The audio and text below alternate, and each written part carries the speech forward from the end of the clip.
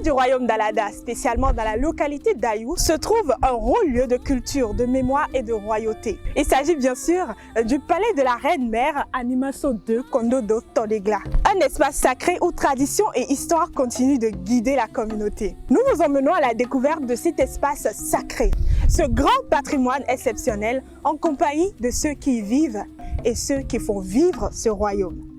On y va! C'est ici que s'élève, à l'abri des regards profanes, le palais privé de la Reine-Mère Naik Bojito Animaso 2 Kondodo Tolegla, un sanctuaire où l'esprit du Dahomey veille encore et où la tradition dialogue avec la modernité sans jamais perdre sa majesté. Aujourd'hui, nous franchissons ces portes sacrées avec respect et humilité. Nous débutons cette immersion avec l'un des gardiens du palais, dépositaire des savoirs transmis d'âge en âge, tout simplement un guide initié. Ici, vous avez Miato Dandioson Adillon Tougan Zosombo.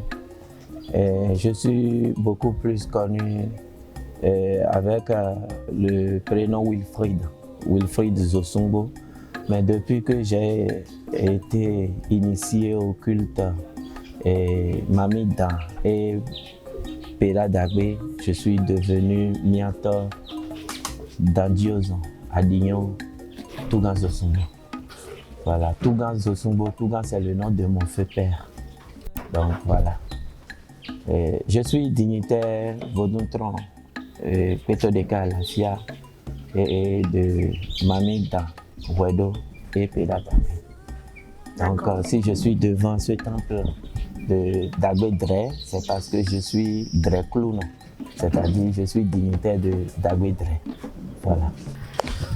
Ici, nous avons le temple de la divinité Pera Dagbe et plus précisément Dagbe Dre.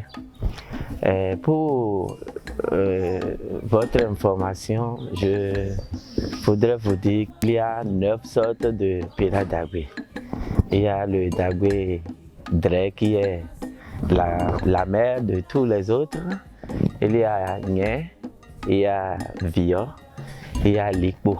Il y a Honsou, il y a Ouessi, il y a Bedji, il y a Tono, il y a Boum. Bon, je crois que ça fait les 9. Voilà. Donc ici vous avez Dagbe Dre.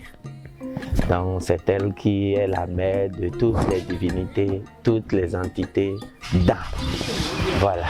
Inscrit dans les pas des Amazones et des souverains d'Alada, ce palais privé est un espace où se lie pouvoir, mémoire et transmission. Chaque cour, chaque pierre, chaque insigne porte l'empreinte d'un héritage spirituel que la Reine-Mère incarne avec une autorité lumineuse. Ici, la royauté n'est pas un titre, c'est une responsabilité sacrée. Ici, vous avez l'arbre généalogique de la Reine-Mère, sinon de la dynastie des Gbagidi. Ici, nous sommes au palais de la Reine-Mère Naye Bojito Animaso 2. Pourquoi Animaso 2? Parce que c'est elle qui est sur le trône après Animaso 1er. Animaso 1er qui est la fille du roi Dada Ligbo, le Djeto, le tout premier Djeto. C'était dans les années 1400. Vous allez voir que c'est écrit 14e siècle.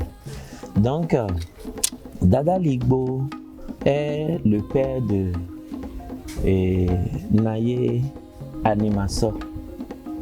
Donc, c'est Naye Animaso qui a donné naissance à son fils qui va devenir le premier roi Sohag Gbagidi. C'est le fils de Naye Animaso qui va devenir le tout premier roi Sohag Gbagidi. Donc, le trône de Sohag Gbagidi, en réalité, c'est le trône du roi Ligbo. Vous voyez? Donc, comme Animaso est sa toute première fille, et bon, vous savez, hein, quand vous avez des enfants, il y a quand même un dedans qui incarne la royauté vraiment. Donc, elle est femme, c'est vrai, mais c'est elle qui incarnait vraiment la royauté. Donc, c'est elle qui a pris la place de son père. Mais avec le temps, chemin faisant, elle a vu que les frères qu'elle avait dans le temps ne pouvaient pas assurer la royauté comme cela se fait. Donc, c'est là, elle a laissé le trône à son fils, qui est devenu le roi Sohag Bagidi Ier. Donc vous allez voir qu'à partir de Ahosu Sohag Bagidi Ier, l'arbre a évolué normalement. Mais au niveau de Naye Animation, ça n'a plus évolué parce que le trône est resté oublié à cette étape dans les années 1400. Ce n'est qu'en 2023 qu'on a restauré le trône de Naye Animation. Donc il fallait quelqu'un pour occuper la place. D'où Naye Animation de Kondo Dotolegla, qui est maintenant la reine des clans Beto et Djeto. Ce palais privé répond à l'ordre sacré de la royauté fond. La cour des audiences, lieu de vérité, les espaces réservés aux ancêtres, lieu de communion, et les chambres où la reine-mère reçoit, écoute et bénit. Un espace rythmé par les cérémonies, la parole et la sagesse.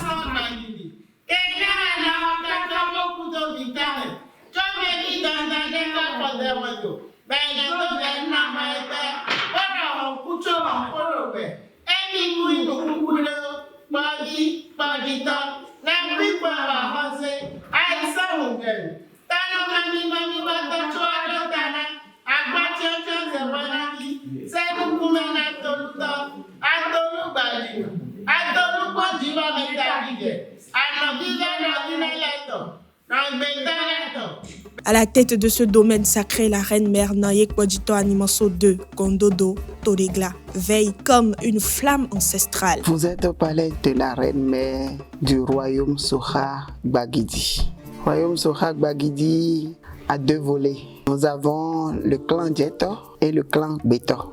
Parce que la reine-mère est la princesse du roi Libo qui a pour prénom Djeto.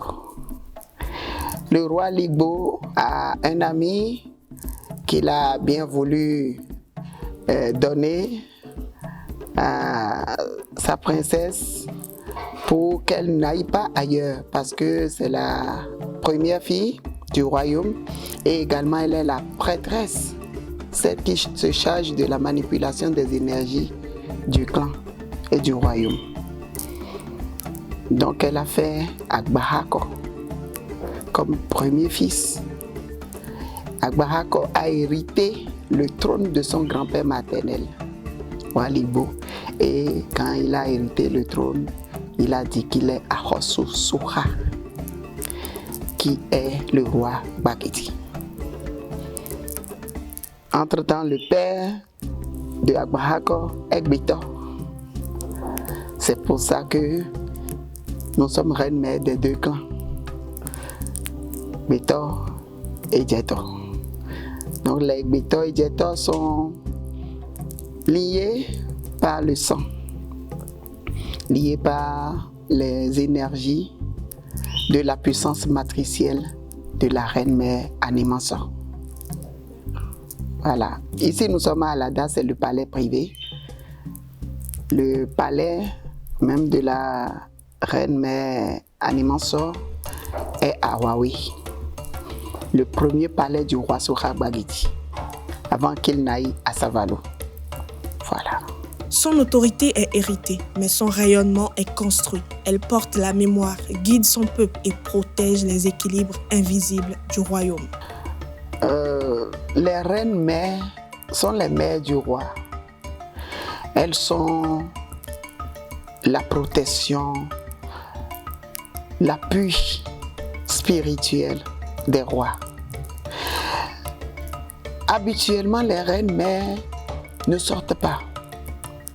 Il n'y a pas de communication autour des trônes de reines-mères parce qu'elles ont un rôle de derrière, un rôle qui garantit la bonne marche du royaume. Aujourd'hui, nous ne pouvons plus continuer comme ça. Nous devons communiquer parce que ce n'est pas que dans le royaume qu'on a besoin de nous. Le pays a besoin de nous. L'Afrique a besoin de nous. Nous avons besoin de réparer les dommages de la culture. Il y a de la perdition. Nous avons un rôle de plus à jouer. Donc du coup, nous ne pouvons plus que communiquer pour que tout le monde puisse bénéficier des valeurs spirituelles, morales et sociales des reines-mères. À la question « La modernité et la tradition sont-elles adversaires ?» elle répond « Non. Elles peuvent marcher ensemble sans jamais profaner ni affaiblir l'héritage spirituel laissé par les ancêtres. » C'est d'une importance capitale de faire le brassage parce qu'aujourd'hui nous sommes dans un milieu où soit tu vas avec, soit tu es mis de côté. Et la mondialisation n'est pas mauvaise. Le brassage des cultures n'est pas une mauvaise chose. C'est la manière de conduire ce brassage pour qu'on ne perde pas la boussole, pour qu'on ne perde pas la source. C'est de ça qu'il s'agit. Donc, communiquer autour de ce que nous sommes, c'est une chose qui est diamétralement opposée à la désacralisation. Nous veillons sur les valeurs ancestrales, tout en faisant le pont entre ces valeurs et la modernité. Nous sommes en train de communiquer actuellement, nous n'avions pas ça. Et aujourd'hui, je crois que ça sert beaucoup parce que la diaspora africaine nous attend. Elle veut notre main tendue. Nous avons besoin d'eux, ils ont besoin de nous. Sans la communication, nous ne pourrons pas y arriver. Ce qui est pour le couvent, c'est pour le couvent, mais ce qui est pour la tradition, les valeurs traditionnelles, c'est pour tout le monde. Puisque c'est le sang qui circule dans nos veines. Nous devons l'écouter. Pour Naïk Podjitor Animaso 2, l'avenir ne s'oppose pas au passé, il s'y enracine. Sa vision est claire, évoluer oui, mais sans jamais profaner ni affaiblir l'héritage spirituel. Naïe, c'est cette puissance matricielle que nous avons omis à un moment donné. La puissance matricielle, la place de la femme, le rôle d'ambassadrice de paix de la femme. C'est surtout de ça qu'il s'agit et j'aimerais bien que ça se perpétue. Parce que Naïe Animaso est dépositaire du royaume Soukha Gbagidi. C'est une grande dame. Et ce qu'elle a fait depuis 1500 continue de marcher jusqu'à nos jours. Alors, pourquoi aujourd'hui nous n'allons pas puiser dans cette ressource pour laisser un digne héritage à nos progénitures, aux générations futures? Nous avons besoin des codes de la manipulation, de la puissance matricielle, pour faire valoir les femmes qui existent aujourd'hui, pour permettre à la femme d'aujourd'hui de pouvoir jouer les mêmes rôles que les Tassi Hangbe d'alors, que les Nae Zoindi d'alors, pour que demain qu'on puisse parler aussi de cette génération que nous avons aujourd'hui, de leur puissance matricielle, de la force et le pouvoir de ce féminin sacré que nous avons hérité de nos grands-mères.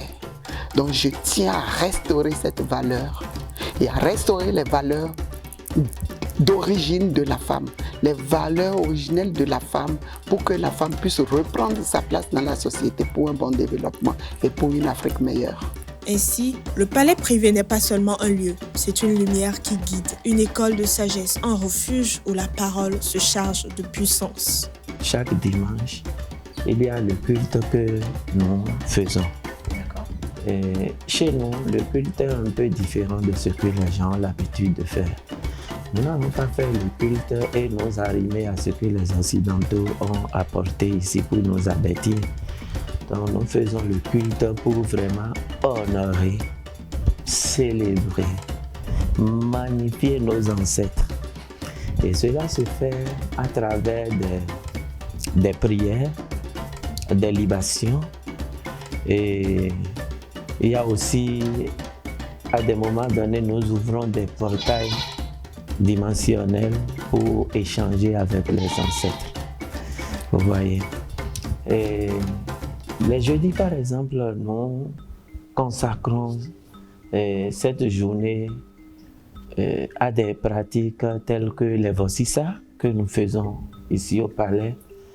Parce que lorsqu'il y a des fidèles qui ont des difficultés, qui ont des problèmes, et que nous arrivons à communiquer avec les ancêtres par la méthode de divination, nous apprenons ce qu'ils ont comme difficulté et que nous devons faire telle chose, telle chose, telle chose. Il y a la journée de jeudi et de vendredi que nous prenons pour faire ces différents rituels-là. C'est un lieu où l'héritage ne s'efface pas. Il respire, il enseigne, il éclaire. Par moment, la reine-mère invite les jeunes gens de Ayou et environ à des séances d'échange. Les enfants viennent souvent lui poser des questions sur la tradition, la vie que nos ancêtres avaient menée sur Terre. Et c'est au cours de ces échanges que la reine-mère essaye souvent de les éduquer, de les dissuader et surtout de déconstruire les mauvais clichés que les gens ont inculqués aux populations sur la tradition, le vaudou, toutes nos valeurs endogènes. Donc c'est une façon pour la reine-mère de contribuer à l'évolution de la chose traditionnelle, à l'évolution de la chose culturelle et à l'enracinement de la tradition béninoise et africaine. Un message qui résonne dans un Bénin qui change, mais qui reste profondément attaché à ses valeurs.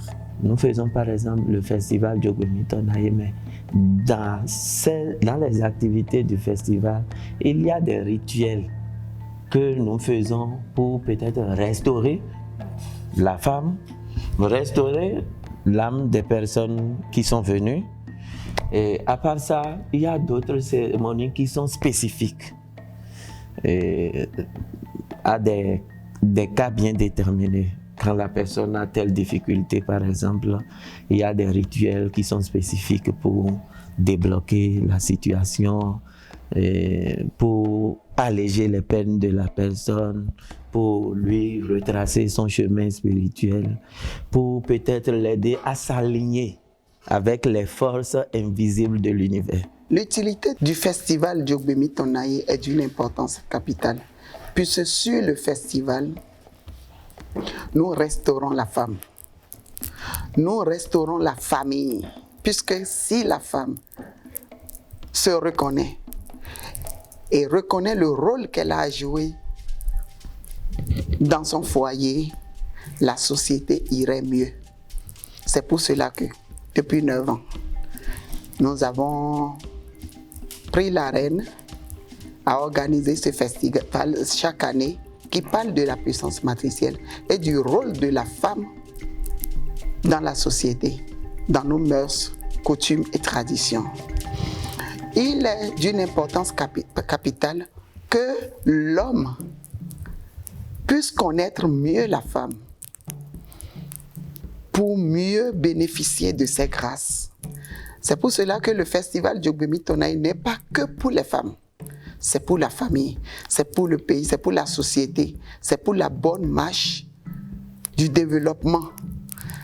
Donc, le 3 janvier prochain, 2026, aura lieu le symposium international dédié au rôle de la femme africaine, puisque l'Afrique est le berceau de l'humanité.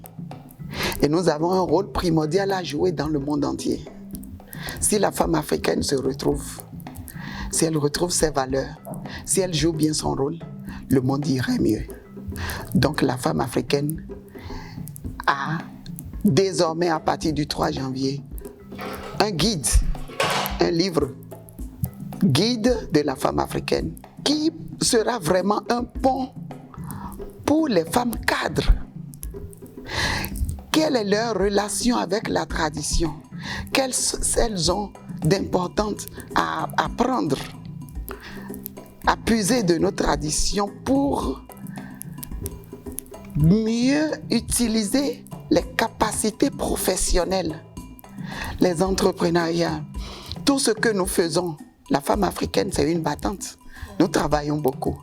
Mais on n'arrive pas à s'en sortir parce que nous avons perdu la source. Nous avons perdu la racine.